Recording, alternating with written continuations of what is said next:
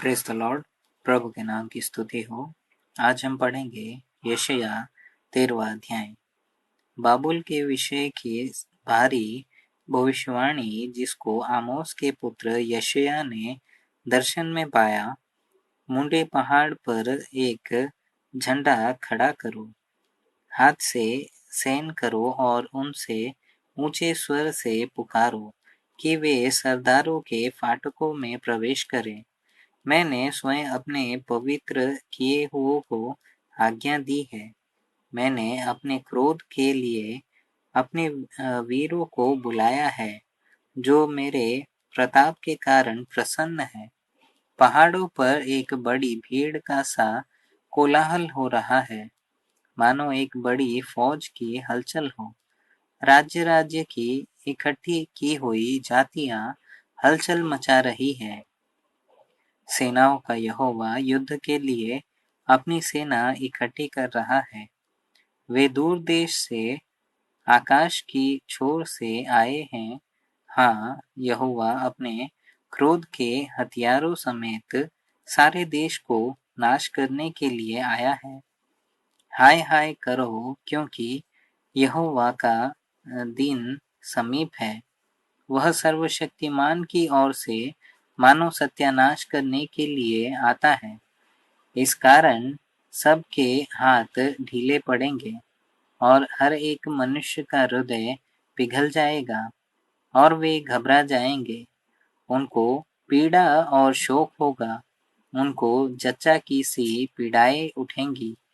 वे चकित होकर एक दूसरे को ताकेंगे, उनके मुंह जल जाएंगे। देखो, यहोवा का वह दिन रोष और क्रोध और निर्दयता के साथ आता है कि वह पृथ्वी को उजाड़ डाले और पापियों को उसमें से नाश करे। क्योंकि आकाश के तारागण और बड़े-बड़े नक्षत्र अपना प्रकाश न देंगे और सूर्य उदय होते होते अंधेरा हो जाएगा और चंद्रमा अपना प्रकाश न देगा।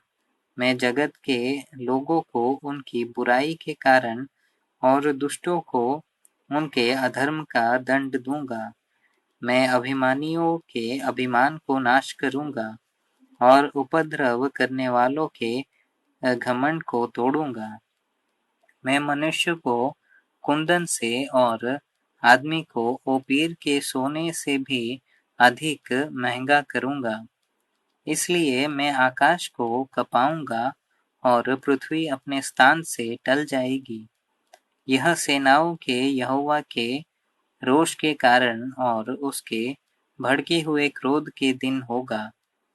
और वे खदेड़े हुए हरिण व बिन चरवाहे की भेड़ों की नाई अपने अपने लोगों की ओर फिरेंगे और अपने अपने देश को भाग जाएंगे। जो कोई मिले सो भेदा जाएगा और जो कोई पकड़ा जाए वह तलवार से मार डाला जाएगा। उनके बाल बच्चे उनके सामने पटक दिए जाएंगे और उनके घर लूटे जाएंगे और उनकी स्त्रियां भ्रष्ट की जाएगी। देखो, मैं उनके विरुद्ध मादी लोगों को उभारूंगा, जो न तो चांदी का कुछ विचार करेंगे और न सोने का लालच करेंगे। वे तीरों से जवानों को मारेंगे और बच्चों पर कुछ दया न करेंगे।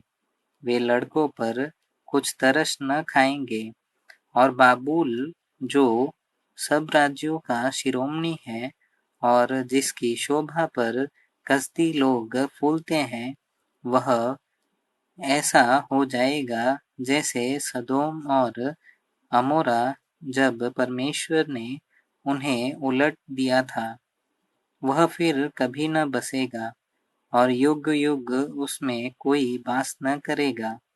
अरबी लोग भी उसमें डेरा खड़ा न करेंगे और न चरवाहे उसमें अपने पशु बैठाएंगे।